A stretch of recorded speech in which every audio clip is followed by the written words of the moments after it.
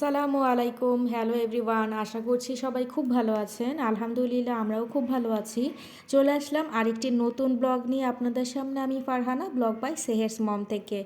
আজকের ব্লগে আপনাদের সাথে শেয়ার করতে যাচ্ছি আমরা চিড়িয়াখানায় এন্ট্রি নেওয়ার পরে কি কি জিনিস আজকে দেখলাম, ঠিক সেগুলোই। যদিও দিনটা অনেক লম্বা, তাই একটা ব্লগে শেষ করা সম্ভব নয়। হয়তো বা 2টি বা 3টি পর্বে আমরা এই সম্পূর্ণ যে চিড়িয়াখানার ভ্রমণ সেটা আমরা শেয়ার করব।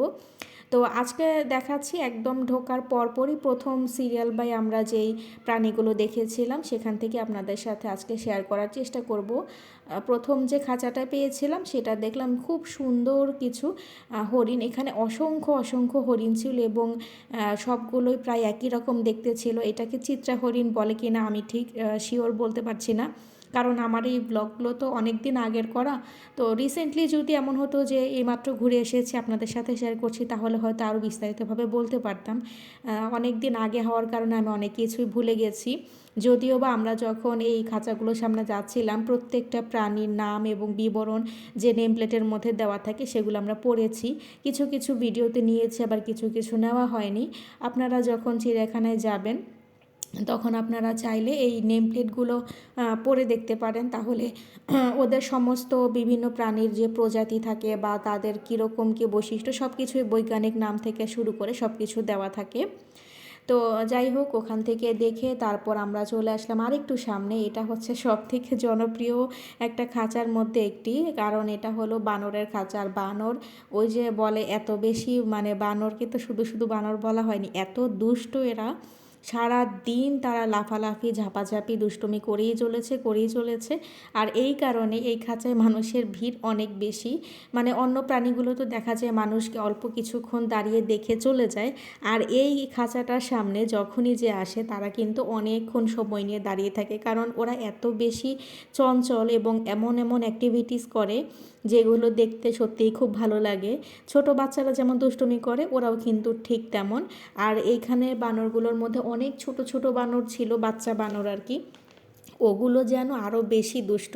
তো আমি ওগুলো দেখে এটাই ভাবছিলাম যে আসলে আমাদের ভিতরে মানুষের বাচ্চারাও তো দেখা যায় ছোটোবেলায় এরকমই চঞ্চল থাকে বা দুষ্টুমি করার চেষ্টা করে। এদের বাচ্চাগুলো ঠিক সেরকম, বড়দের তুলনায় ছোটরা অনেক বেশি দুষ্টামি করছিল, আর বড়রা আশেপাশে বসেছিল বা কিছু একটা করছিল, খাচ্ছিল। আর এইভাবেই আর কি সম্পূর্ণ খাঁচাটার ভিতরে তারা সারা দিন দৌড়াদৌড়ি করে, যে কারণে খাঁচাটা অনেক বড়। দেখতেই পাচ্ছেন ছোট ছোট বানরগুলো একবার উপরে যাচ্ছে একবার নিচে যাচ্ছে। আর তাদের মায়েরা বা বাবা যারা একটু বড় তারা সাধারণত উপরের দিকটাই বেশি দেখতে পেয়েছি, ছোট বানরগুলো নিচের দিকে ছিল। তো এই যে একজন আবার খাবার নেওয়ার জন্য কাছাকাছি চলে আসছে। মানুষ অনেকেই বাদাম বা বিভিন্ন জিনিস যেগুলো ওরা খেতে পারে এরকম জিনিস দিয়ে থাকে, তারাও সেগুলো হাত বাড়িয়ে নিয়ে খেয়ে ফেলে। তো এরপর আর কি আমরা চেষ্টা করছিলাম ম্যাপ দেখার জন্য। যখন আমরা প্রথম ঢুকেছি তখন কিন্তু একটা ম্যাপ ছিল, যেটা দিয়ে আপনারা খেয়াল করলে বুঝতে পারবেন যে কোন খাঁচা থেকে কোন দিকে গেলে কোন জিনিসটা দেখতে পাবেন। এবং কিছু দূর পর পর আমি একটু আগে যে একটা নেম প্লেটের মতো দেখিয়েছে যেখানে বাঘ ভাল্লুক ছিল, ঠিক সেরকমভাবে কিছু ছোট ছোট এরিয়া নিয়ে এরকমভাবে সাইনবোর্ড দেওয়া, যেখানে আপনারা এটা জানতে পারবেন যে আপনি যেখানে যাচ্ছেন সামনে কি কি প্রাণী আপনারা দেখতে পাবেন। এছাড়াও আপনারা চাইলে এখানে সম্ভবত ম্যাপ আকারে কিছু একটা ইন্টারনেট থেকেও দেখা যায়, আমার ভাই দেখলাম যে ওটা খুঁজে বের করার চেষ্টা করছে যে কোন দিক থেকে কোন দিকে গেলে। এবং কিছু দূর পরপরই এরকমের ম্যাপ আপনারা পেয়ে যাবেন। তার কারণ চিড়িয়াখানা এত বেশি বড় যে আপনারা খুব সহজেই মনে হবে যেন ভুলভুলাইয়ার মতো একই জায়গায় বারবার ঘুরপাক খাচ্ছি। তো আমরা এরপর হাঁটার পথে একটা বড় খাঁচা পেয়েছিলাম যেখানে খুব সুন্দর সুন্দর পাখি ছিল, কিন্তু দুর্ভাগ্যবশত পাখিগুলো যাতে উড়ে যেতে না পারে এজন্য খাঁচাটা এত বেশি পরিমাণে ঘন ছিল যেটা আমি ক্যামেরায় ক্যাপচার করতে পারিনি। খুব ঘন জালের কারণে ভিতরের পাখিগুলোকে খুব বেশি স্পষ্ট বোঝা যাচ্ছিল না, কিন্তু আমরা যখন সামনে ছিলাম আমরা কিন্তু স্পষ্টই দূর থেকে দেখতে পেয়েছি।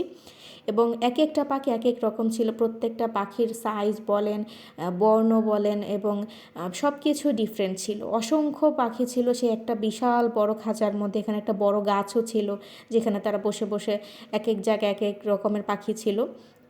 তো ওখান থেকে আমরা আরেকটু সামনে আসলাম, যেহেতু আগে একটা সাইনবোর্ড দেখে আসছি যে বাঘ ভাল্লুক নাকি এই দিকটায় আছে।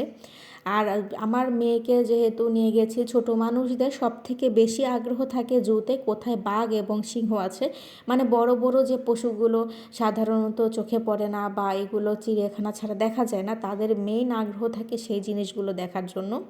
তো এই কারণে আমরা আসলাম প্রথমে বাঘের খাঁচা। আর বাঘ মহাশয় তো খুবই আরামে লেজ ঝুলিয়ে দিয়েছে, মহা আনন্দে এক ঘুম, তাকে কোনোভাবেই ওঠানো যাচ্ছে না। অনেকেই দেখলাম বিভিন্ন রকম শব্দ করছে তাকে ওঠানোর জন্য, কিন্তু সে যে ঘুমাচ্ছে তো ঘুমাচ্ছে।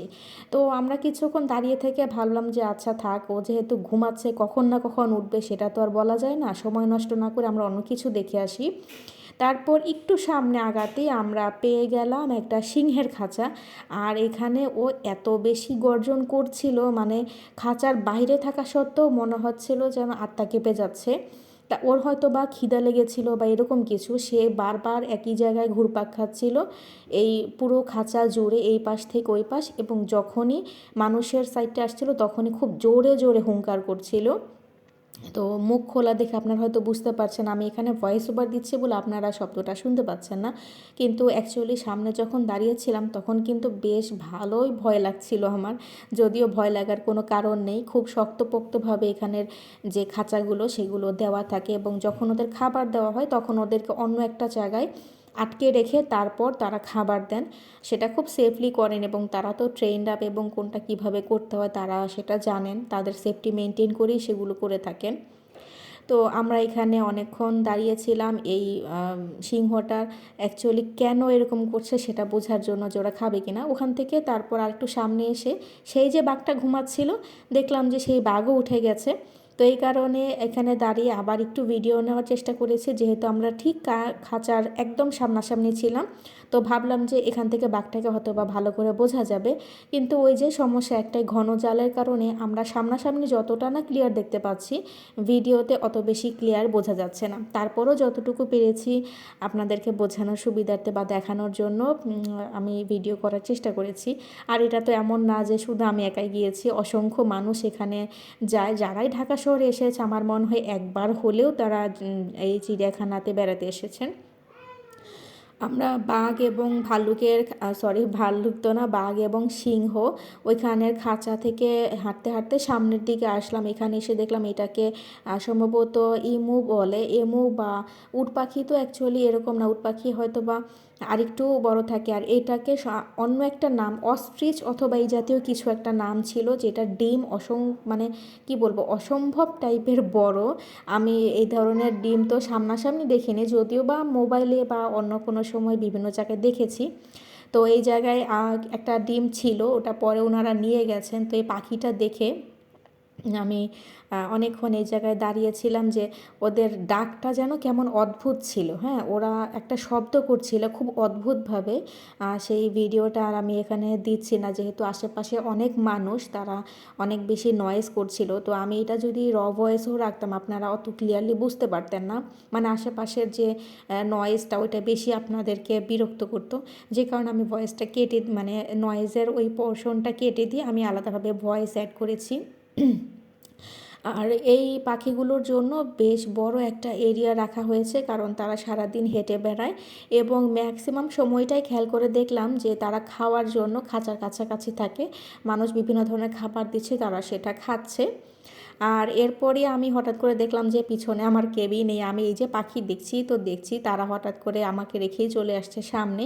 এসে দেখলাম আমার মেয়ে খুব মজা করে কচ্ছপের খাঁচার সামনে দাঁড়িয়ে কচ্ছপ দেখছিল। তো প্রথমে দেখতে পাচ্ছিল না, এই কারণে আমার ভাই কোলে করে ওকে নিয়ে গেল। আর ওটা অনেকটা উঁচার মধ্যে ছিল, ওয়াল করা, যে কারণে ছোটো বাচ্চারা নিচে দাঁড়িয়ে দেখতে পায় না। তো এই জন্য আমার ভাই বলল আমি ওকে উঁচু করে খাঁচার উপর উঠিয়ে দিচ্ছি, ওখান থেকে ও দেখতে পারবে। তা আমি প্রথমে ভেবেছিলাম যে এখানে কুমির বা এই জাতীয় কিছু আছে কি না, তখনও বললো যে না, ভয় পাওয়ার কিছু নেই, এটা নিচে জাস্ট কচ্ছপ, কিন্তু খাঁচাটা উঁচা করে দেওয়া আছে, আমি ওকে সাবধান মতোই দেখাবো, আবার নামিয়ে দেবো। তো এই জন্য আর কি ওরা সামনে গেল, আমি পিছন পিছন একটু যাচ্ছিলাম। তো দেখলাম যে আসলে এখানে কচ্ছপগুলো খুব সুন্দর, এবং পানিটা খুবই সুন্দর, পরিষ্কার পরিচ্ছন্ন। আগে আমি যখন ছোটোবেলা আসতাম তখন মাঝে মাঝে দেখতাম যে কুমির, বিশেষ করে কুমিরের পানিটা খুবই নোংরা থাকে, একদম শ্যাওলা শ্যাওলা জাতীয় থাকে, বা গন্ডারের পানিগুলো। গন্ডার যেখানে ডুব দিয়ে থাকে, ওরা তো মাটি দিয়ে খেলা করে, এজন্য হয়তো বা বেশি ঘোলাটে থাকে। কিন্তু কুমিরের খাঁচাটা সবসময়ই আমি দেখেছি খুব শ্যাওলা এবং পানিটাও খুব বেশি নোংরা থাকে, কেন জানি না। হয়তো বা ওই কুমিরকে পাল্টে ওই পানিগুলো চেঞ্জ করাটা অসুবিধা হয়, বিধায় তারা হয়তো বা সেটা সচরাচর করেন না। কিন্তু কচ্ছপের যে পানিটা সেটা খুব ক্রিস্টাল ক্লিয়ার ছিল এবং একদম পরিষ্কারভাবেই ওদের বোঝা যাচ্ছিল। তো এই যে যেটা বললাম, এখানে এরকমভাবে বড় বড় সাইনবোর্ড টানানো থাকে। এটা হচ্ছে প্যালিকেন জাতীয় একটা হাঁস বলবো নাকি পাখি বলবো বুঝতে পারছি না। দেখতে অনেকটা হাঁসের মতো এবং ঠোঁটগুলো সামনে অনেকটা প্রশস্ত, ঠিক হাঁস যেরকম আমাদের চীনা হাঁস থাকে বা রাজহাঁস থাকে ওই টাইপের ঠোঁট, কিন্তু শব্দটা পাখি জাতীয় একটা অন্য টাইপের, সেটা হাঁসের মতো না। তো ওইটা এই জন্য বুঝতে পারলাম যে এটা আসলে হাঁসের কোনো প্রজাতি না, এটা অ্যাকচুয়ালি কোনো পাখি হবে। প্যালিক্যান এটার নাম, এবং এটার যত ধরনের বিস্তারিত জিনিস সব কিছুই ওই সাইনবোর্ডে লেখা ছিল। তো ওগুলো সব কিছু পড়তে গেলে অনেক বেশি সময় লাগবে, যে কারণে আর সব কিছু পড়া হয়। তো আগামী পর্বে ইনশাল্লাহ আপনাদের সাথে আমরা বাকি সম্পূর্ণ দিনটা শেয়ার করার চেষ্টা করব। আজকের ব্লগটি এখানে সমাপ্তি টানছি। সবাই অনেক ভালো থাকবেন। আল্লাহ হাফেজ। আসসালামু আলাইকুম।